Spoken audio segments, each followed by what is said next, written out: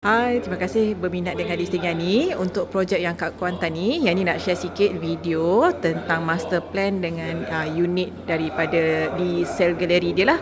So kalau tuan-puan datang ke sel galeri kami, you akan nampak model yang lebih besar macam ni. Lepas tu master planning untuk projek ni keseluruhan dia lah.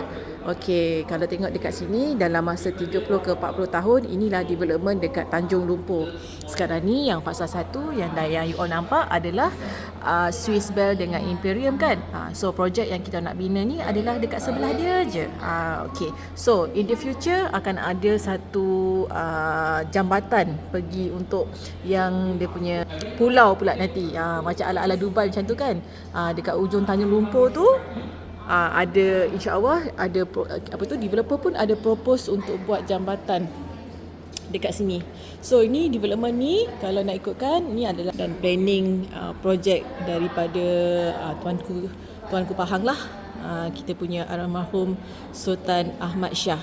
So benda ni memang ada dalam perancangan. Dia bukan punya perancangan sahaja, bukan. Ni memang Sultan yang mengideakan planning untuk benda ni.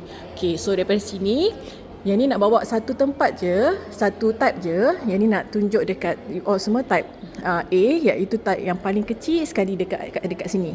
Okay, type A ni saiz dia lebih kurang dalam 500 lebih. Senang cerita 1+1 bilik. Okay, dia masuk bilik, ada satu bilik kecil, ruang tamu dengan ruang makan dekat sini. Lepas tu bilik. Ni dia punya layout. Okay, kita tengok macam yang ni cerita. Unit ni dibeli dengan fully furnished. So apa saja yang tuan-puan tengok dalam ni, tuan-puan akan dapat lah.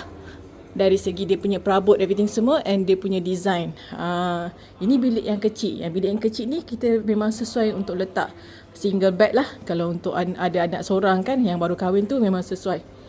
Kalau family pun macam sesuai untuk stay dekat sini. Sebab biasanya kalau macam parents dekat bilik yang besar, anak-anak dekat sinilah. Okay, so masuk je. Kalau hotel, bilik hotel, kita masuk-masuk je terus katil kan. Yang ni dia ada ruang tamu. And then yang paling penting sekali, kenapa orang berminat dengan Airbnb ataupun homestay ni, bila dia ada kitchen. So ni bahagian kitchen lah. Okay, developer akan sediakan kitchen macam ni. Peti ais, barang-barang ni semua termasuk. Tapi depend pada package yang tuan-puan beli masa tu lah. Dia ada package dia, apa yang percuma, apa yang tak percuma. So yang ni kalau tuan-puan tengok, dia punya security door macam ni. Sebab kita nak bukan untuk stay, kita buat untuk sewaan, kita nak buat hotel. So dia ada security keselamatan punya pintu lah, yang dia akan install dekat pintu kita. Okay, so ni ruang makan. Okay, perabot semua memang dah confirm dah. Cuma kalau tuan-puan beli masa ada promotion untuk buat kelengkapan, untuk buat homestay tu, untuk persiapan untuk hotel, so ada tambahan lagi yang tuan-puan akan dapat. Okay, yang ni pun sofa bed juga. Ni bukan sofa biasa, sofa bed. So boleh orang kata kita punya tetamu, kita punya guest boleh tidur dekat ruang tamu juga. Budak-budak pun boleh lah kan. Okay, so ni bilik utama dia. Bilik yang satu bilik besar tu boleh masuk queen size. Okay, so decoration dia macam ni lah.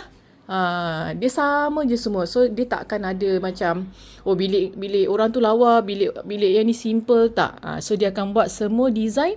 Kalau kita ambil package dengan mana-mana macam yang ni cerita tu, dia punya design akan sama semua. So dia macam, dia punya vibe tu memang macam hotel lah. Walaupun rumah tu individu, tuan-puan punya rumah. Okay, TV pun dia akan sediakan. Okay, sofa bed.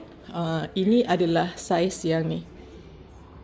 Okay, apa dia punya material, everything semua macam ni. Apa yang tuan-puan dapat nanti